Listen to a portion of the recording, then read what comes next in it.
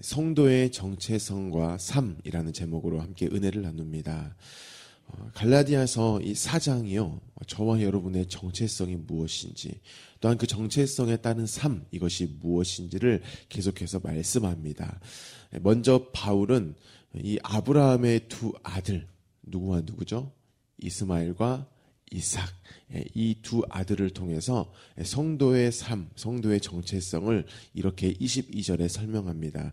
기록된 바 아브라함에게 두 아들이 있으니 하나는 여종에게서, 하나는 자유 있는 여자에게서 났다 하였으며 라고 말씀합니다. 이스마엘 그리고 이삭, 이 두 사람의 공통점은 바로 아브라함입니다. 하지만 차이점이 있죠. 이스마엘은 누구로부터? 여종으로부터, 그리고 이삭은 자유 있는 여자를 통해서입니다. 이 여종과 자유 있는 여자, 이 둘은 어떻게 나뉘었는가? 23절에 말씀하죠. 여종에게서는 육체를 따라 났고 자유 있는 여자에게서는 약속으로 말미암았다라고 말씀합니다.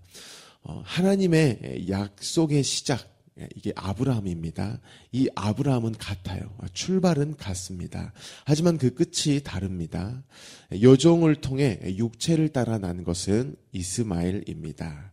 그런데 자유 있는 여자를 통해 약속을 따라 낳은 것은 이삭입니다. 이것은 율법과 복음을 설명하는 것입니다. 분명 시작은 복음입니다.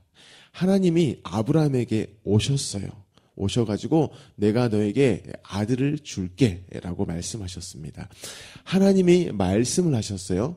약속을 하셨어요. 그리고 그 약속에 대한 일을 하셨다. 이게 복음입니다.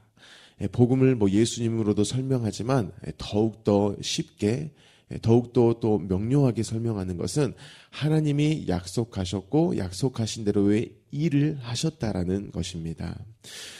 그런데 아브라함이요, 이 시간이 지나자 복음으로 시작했는데 율법으로 가버립니다. 하나님이 약속을 하셨는데 그게 이루어지지 않아요. 그런데 적어도 아들이 생기려면 자신과 아내의 어떤 몸 상태를 봐야 돼요. 적어도 나이를 봐야 되는데 그것이 불가한 나이가 되어갔기 때문입니다. 그래서 여종인 하갈을 통해서 이스마엘을 낳습니다. 분명 약속을 하셨어요. 하나님이 그렇게 하겠다라고 약속하셨어요. 근데 하나님 편에서 그것을 계속 보고 있었는데 이루어지지를 않았다라는 겁니다. 그렇기 때문에 자신의 편에서 이것을 이루어 버렸다라는 겁니다. 사랑하는 성도 여러분, 우리가 성도라고 이렇게 지칭을 한다라고 하면은요, 하나님은 약속을 하셨고 그 약속을 반드시 이루고야 마신다. 이 사실을 우리가 성도로서 기억해야 합니다. 여러분, 복음은요, 언제나 복음이에요. 무조건 복음이고요, 결코 복음입니다. 이 복음을 하나님은 저와 여러분을 통하여서 이루어 가시는 것이죠. 우리에게 대해 어떤 말씀을 주셨다. 이게 내게 주신 말씀이야. 하나님이 여전히 나와 함께 하셔. 이렇게 우리 가운데 어떤 감동이 있어요. 그러면 반드시 이루고야 마신다라는 겁니다. 물론 이 모든 일들을요, 우리를 통해 하세요. 사람을 통해 하십니다. 아브라함도 사람, 사라도 사람입니다. 그런데 이 약속의 말씀이 이루어지는 이 복음의 현장에 저와 여러분이 있는데요. 하나님이 하셔. 복음은 반드시 복음됨을 이루셔. 이것을 우리가 붙잡지 않아요. 그러면은요, 반드시 우리가 어디로 흘러가느냐? 율법 가운데 나아가는 겁니다. 결국에는 우리 편에서 그것을 이루려고 애쓸 수밖에 없다라는 것이죠. 이것을 성경에서 육체를 붙잡게 되었다라고 말씀합니다. 그런데 항상 이 복음이 먼저 선포되어졌는데 그것을 우리 편에서만 이해하고 또 우리 편에서 이루려고 하는 이 육체를 붙잡는 일은요, 언제나 그 결과가 비참합니다. 창세기 16장 4절에 이렇게 말씀합니다. 아브라함이 하갈과 동침하였더니 하갈이 임신하매 그가 자기의 임신함을 알고 그의 여주인을 멸시한지라 라고 말씀합니다. 육체를 붙잡게 돼요. 그랬더니 하갈이 지금 위아래가 없습니다. 질서가 깨져버리는 것을 성경이 기록합니다. 5절이 말씀합니다. 사레가 아브라함에게 이르되 내가 받는 모욕은 당신이 받아야 옳도다. 내가 나의 여종을 당신의 품에 두었거늘 그가 자기의 임신함을 알고 나를 멸시하니 당신과 나 사이에 여호와께서 판단하시기를 원하노라 라고 또 말씀합니다. 육체를 붙잡게 되어지는 일이 되어졌어요. 율법적으로 살아갑니다. 그랬더니 어떠한 책임을 막 이렇게 묻는 책임 전가의 일이 나타납니다. 그리고 심지어 6절에서 이러한 결과도 나타나죠. 아브라함이 사레에게 이르되 당신의 여종은 당신의 수중에 있으니 당신의 눈에 좋을 대로 그에게 행하라 하매 사레가 하갈을 학대하였더니 하갈이 사레 앞에서 도망하였다라고 말합니다. 원래 주인은 종에 대해서 막 학대하고 함부로 불고 이렇지 않습니다. 어떻게 보면 보호해야 될 보호자입니다.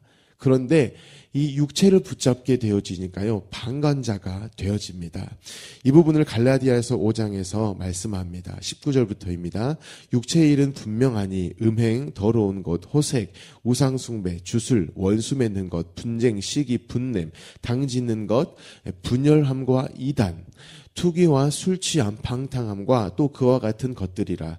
전에 너희에게 경계한 것 같이 경계하노니 이런 일을 하는 자는 하나님의 나라를 유업으로 받지 못한다 라고 말씀합니다. 엄청나게 비참한 것을 말씀하는 거예요. 하나님의 나라를 유업으로 받지 못한다. 이렇게까지 말씀합니다. 그래서 바울은 이 육체를 따라 사는 것이 정말 비참한 일이고 우리 가운데 끊임없이 경고되어질 일이기 때문에 이렇게까지도 표현을 합니다. 로마서 8장 6절에 육신의 생각은 사망이요.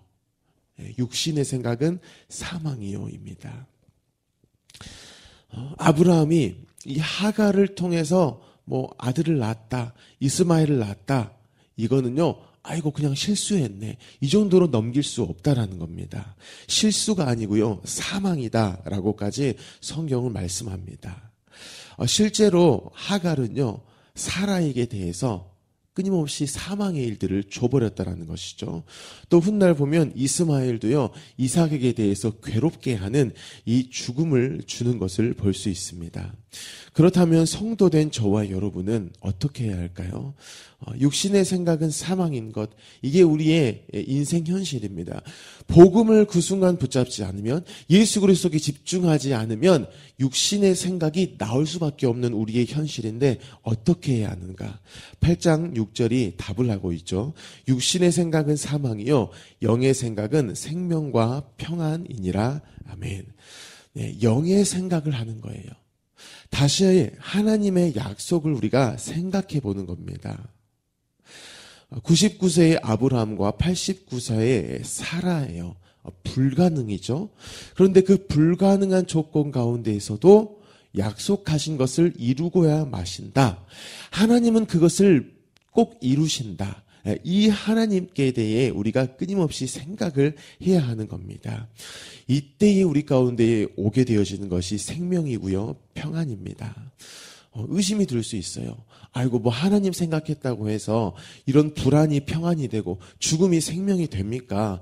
목사님 인생을 쭉 살아와 봤는데요. 그러한 일들은 없더라고요. 이렇게 생각할 수 있습니다. 하지만요. 무조건 옵니다. 올 수밖에 없습니다. 왜냐하면 이 육체의 생각인 사망, 이것에 대해서 이미 하신 일이 있어요. 이 육체의 생각인 사망, 이것에 대해서 하나님은 결론 내신 일이 있습니다. 갈라디아서 4장 30절에 그러나 성경이 무엇을 말하느냐? 여종과 그 아들을 내쫓으라. 여종의 아들이 자유 있는 여자의 아들과 더불어 유업을 얻지 못하리라 하였느니라. 그런즉 형제들아 우리는 여종의 자녀가 아니요 자유 있는 여자의 자녀니라 라고 말씀합니다. 이 아브라함은요 실제로 하갈하고요 이 이스마엘을 내쫓아 버렸습니다. 즉 하나님께서는 이미 저와 여러분 가운데 있는 이 육신의 생각, 그로 인하여서 나타날 수밖에 없는 이 사망에 대해서 내쫓으시는 일들을 다 해 버리셨다는 것이죠. 우리는 이러한 사망의 어떤 생각들을 합니다. 내 인생 내가 책임지지 않으면 망해버려. 그러니까 죽어라 노력해야 해. 이것이 사망인데요. 그것에 대해서 내쫓아버린 일을 하신 겁니다. 자식에게 대해 이런 생각을 하죠. 내 자식 내가 엄하게 키우지 않으면 버릇이 없어져. 그러다가 내 자식 사회생활 못해. 내 자식 망해. 내 자식 인생 성공 못해. 라는 이 사망에게 대해서요, 내쫓아 버리시는 일을 하셨다라는 것이죠. 그리고 쫓아 버리신 것만이 아니에요. 이 하갈과 이스마엘을 쫓아 버리시고 끝내신 것이 아니라 결국에는 약속하신 대로의 이 자유의 자유의 자녀, 바로 이삭을 그렇게 두셨다라는 겁니다. 저와 여러분 가운데 있는 이 사망에 대해서 이것을 쫓아버리시고요, 생명과 평안을 그 자리에 두셨다라는 것입니다. 이것이 예수 그리스도의 십자가의 죽으심과 부활로 또한 우리에게 다시 한 번 더 선포가 되어졌고요. 오늘을 살아갈 때에도 이 십자가를 붙든다라고 하면 저와 여러분은 육신의 생각으로 사망 가운데만 있지 않습니다. 또 그렇게 나의 열심만 막 끄집어내면서 나의 자녀들을 또 그렇게 호통치면서 그렇게 살아갈 인생이 아니라는 것이죠. 그러므로 저와 여러분이 살아갈 오늘 하루는요, 분명히 이 육체를 따라 날 일, 이것들이 가득할 것입니다.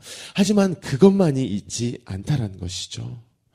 그 육체의 일, 육체를 따라 살아가는 일, 육신의 생각만 가득해서 사망이 우리 가운데에 매 시간 주어질 것이지만 그 시간 가운데에 우리만 있지 않아요. 그것을 다 내쫓아 버리셨어요. 예수 그리스도로 내쫓아 버리셨어요. 예수 그리스도와 함께 그것을 다 묶으시고 죽게 하시고 부활하게 하셨다라는 겁니다. 그러므로 저와 여러분이 매 순간순간 십자가를 바라본다, 예수 그리스도를 붙잡는다, 그렇다면 우리 가운데 생명이 나는 거예요. 우리 가운데 평안이 올 수밖에 없다라는 겁니다. 만약에 예수님께서요, 이 모든 것들을 가지고 다 죽으셨다.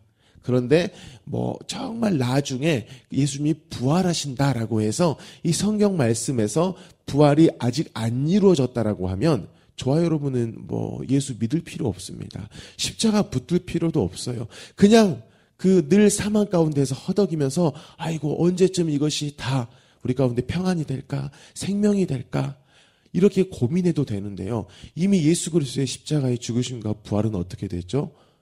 이루어졌습니다. 그리고 우리 가운데 주어졌어요. 취소될 수 없는 구원으로 주어졌다라는 겁니다. 사랑하는 성도 여러분, 저와 여러분 가운데에 이미 이삭이 태어나 있어요. 그리고 예수님의 부활도 이미 이루어졌습니다.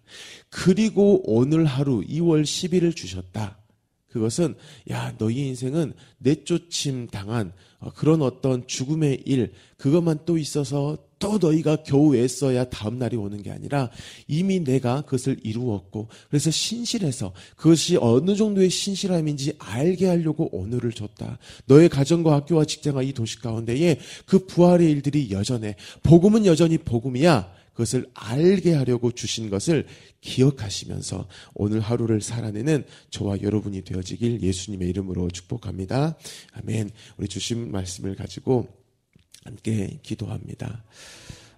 우리가 살아갈 오늘 하루 가운데에 우리만 있다라고 하면 육신의 생각을 하게 됩니다. 그로 인해서 죽음으로 끝나버릴 것이 우리 인생입니다. 또 원망하죠. 또 불평합니다. 또 그렇게 상대를 깔아내림으로써 나의 어떠한 자존감을 보이려고 하고 나의 인생의 성공을 이야기하려고 합니다. 하지만 그것은 예수 그리스도 안에서 이미 끝이 났습니다. 저와 여러분이 살아갈 오늘 하루는 영의 생각으로 살아갈 하루입니다. 생명과 평안이 있는 하루입니다.